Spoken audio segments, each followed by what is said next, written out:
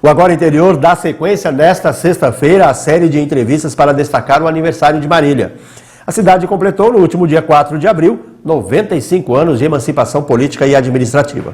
Nossa, eu sempre repasso aqui os entrevistados que já passaram por aqui falando sobre a cidade. Primeiro a gente entrevistou o Hélio Ajeca, que falou a respeito da Comissão de Registros Históricos.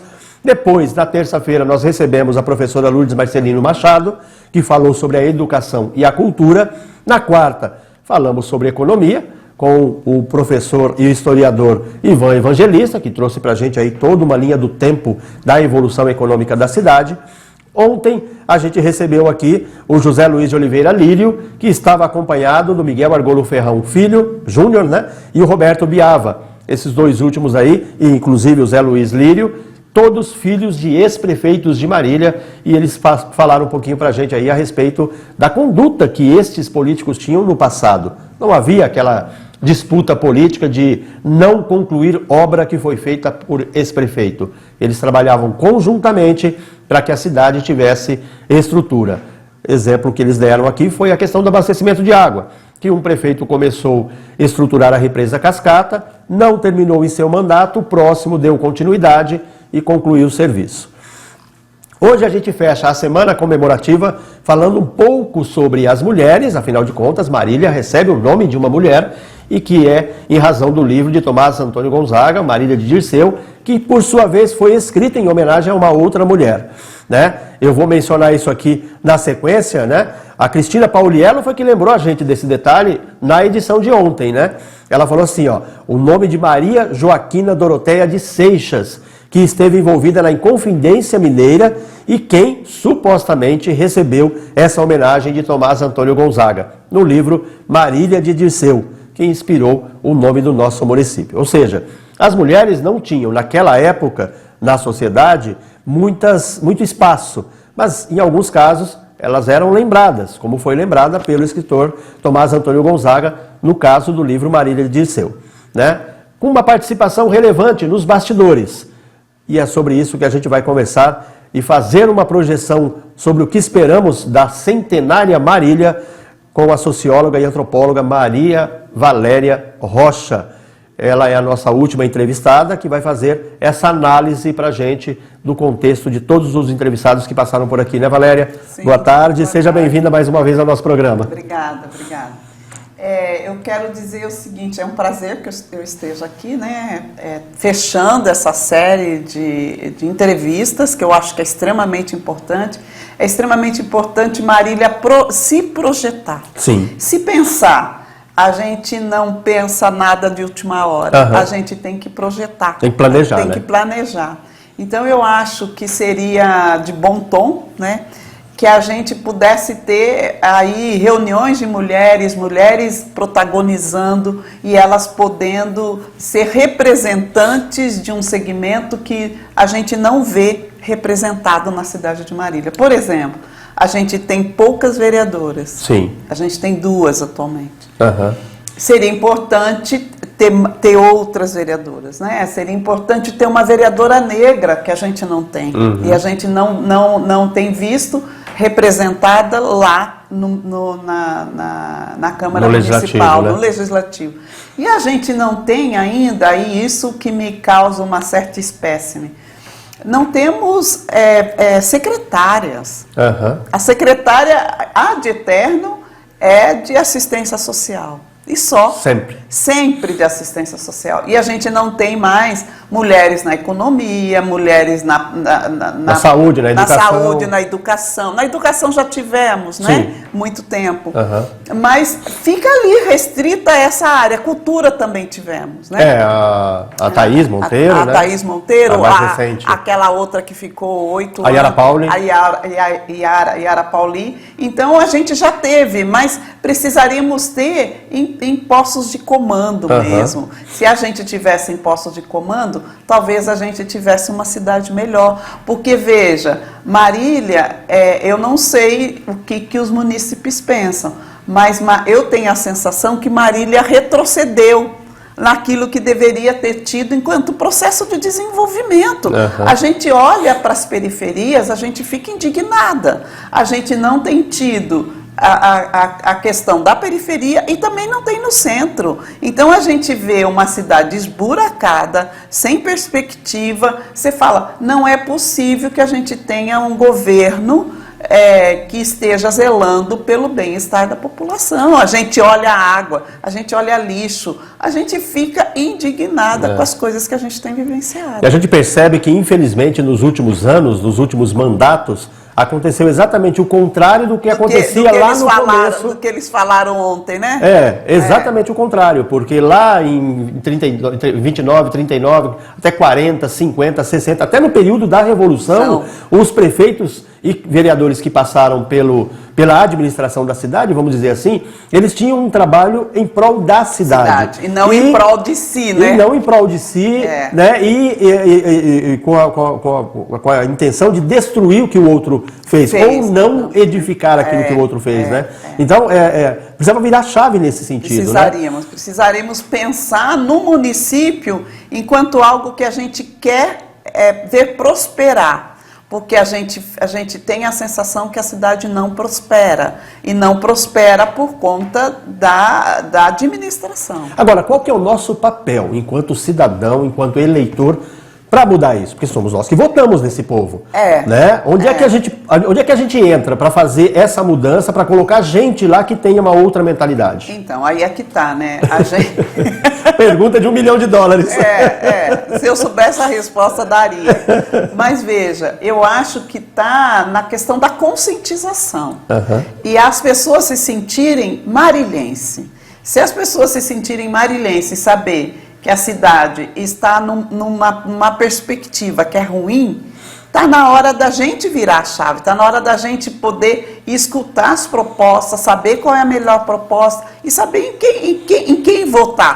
A gente tinha quase que fazer um pacto, sabe? Um pacto assim, de pensar a cidade enquanto cidade próspera, para sair da mão daquelas pessoas que a gente já conhece, que sabe que vão se candidatar novamente, a gente poder pensar uma frente, uma frente que fosse dar conta, que fosse desafiada e fosse pensar um projeto para a cidade de Marília em todos os seus sentidos, na área da saúde, na área da educação. A gente tem até prosperidade na educação, mas precisaria mais, precisaria engajar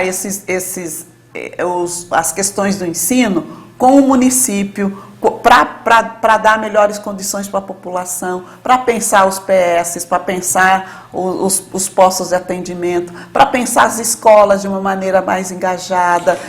Então a gente teria que ter uma frente que pudéssemos pensar melhor o município de Marília. Vamos supor, para daqui 100 anos, para quando Marília fizer 100 anos, Marília está mais próspera, entendeu? A impressão que a gente tem, contigo falando a respeito da educação, da saúde, e a gente percebe que a iniciativa privada na saúde e na educação, apenas mencionando esses dois pontos, eles estão a quilômetros de distância na frente do poder público. A impressão que passa é que o poder público está desconectado do que está acontecendo na atualidade.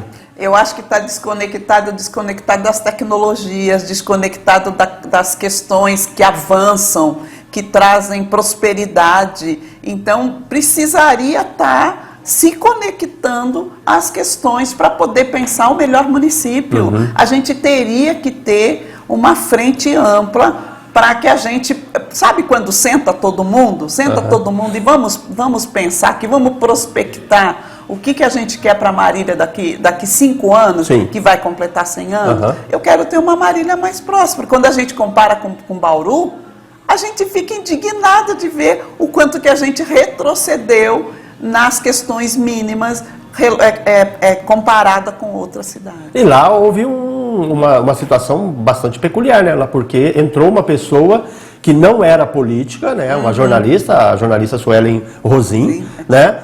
Veio enfrentando situações de embate com a Câmara várias vezes, foram vários pedidos de CP que ela superou todos e hoje, inclusive, ela é uma franca favorita à reeleição, com um grande nível de popularidade e ela não era política, ela não era uma personagem de carreira na política, né? Lá é como se a gente tivesse que fazer aqui o que os eleitores de Bauru fizeram lá. Porque a gente teria que pensar em outras alternativas, que não fossem as mesmas, os mesmos nomes que já passaram por aqui, que a gente sabe que não deu certo. Então, estamos no tempo de poder pensar uma nova candidatura. E aí entra a gente discutir, inclusive, Invoca aqui, as mulheres. E aí entra a questão das mulheres, e eu vou voltar a tocar na questão de Câmara Municipal, porque se você pegar os 13 vereadores lá, sem margem de erro, sem errar, pelo menos metade já vem de renovação de mandato após mandato. Tem alguns que têm 6, 8 mandatos. Né? Então, assim, precisava revigorar, precisava alterar esse quadro. Né? E aí precisava ter pessoas jovens, ter mulheres negras, ter homossexuais, ter a voz da população lá representada. Mas a população não falta transformar essa voz em voto? Sim, sim. Aí a gente não sabe, né, por que eles continuam votando no mesmo. Sim. A gente teria, isso que eu estou dizendo, tem que virar a página e pensar numa outra Marília, que é a Marília que eu gostaria de ver, né, próspera daqui 5 anos, por exemplo, quando a gente completasse 100 anos.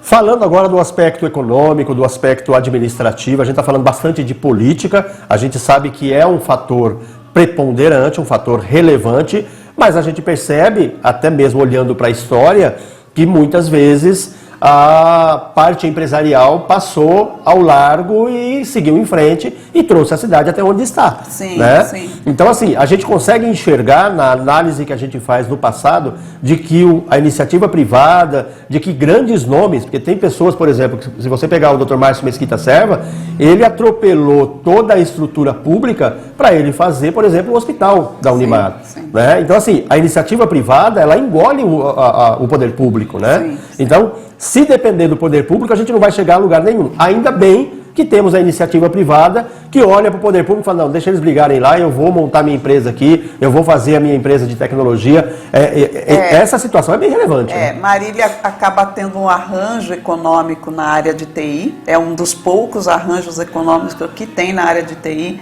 A gente não tem visto tanto, mas eles estão trabalhando nos bastidores e estão fazendo a cidade. E a gente acaba tendo aí, eu tiro o chapéu para o Dr. Márcio, ele colocou à frente as meninas dele. Sim, também, Fernanda e Márcia, e a gente não tem o que falar deles. Posso ter críticas, né, como tenho, mas assim, para o ganho da cidade foi um ganho imenso, como a gente tem na FAMEMA com a Paloma. Com a Paloma. Então a gente tem tido protagonismo de mulheres, e que estão à frente de grandes perspectivas. A gente vê uma Marilã se expandindo, comprando outras empresas. Então a gente vê prosperar e a gente sabe que isso tem trazido coisas boas para a cidade. Precisaria alinhar o poder público com a iniciativa privada para que a gente pudesse ter um salto qualitativo melhor e, sobretudo, pensando na população que mais precisa, que é a população periférica, a população que depende do poder público para sobreviver.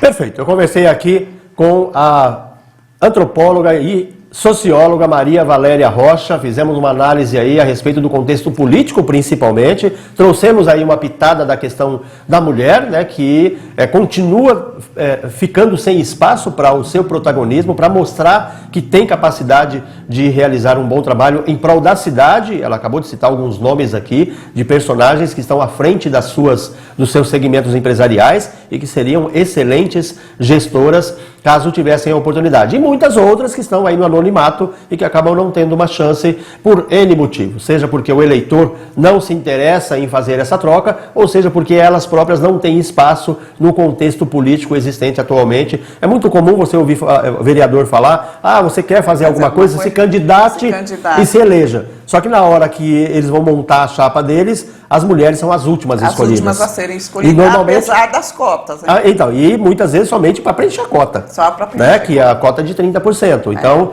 quer mudar isso, tem que mudar a partir da conduta. Então, Valéria, muito obrigado por sua presença, por essa análise aqui, fechando a nossa semana. Tá? Você muito nos honrou, fechando essa semana comemorativa do aniversário de Marília. Eu que agradeço muito, espero ter contribuído, e espero que a gente tenha aí uma perspectiva de poder pensar uma Marília melhor daqui a 5 anos. Se depender da gente, nós vamos fazer isso. Imagina. Nós é que agradecemos.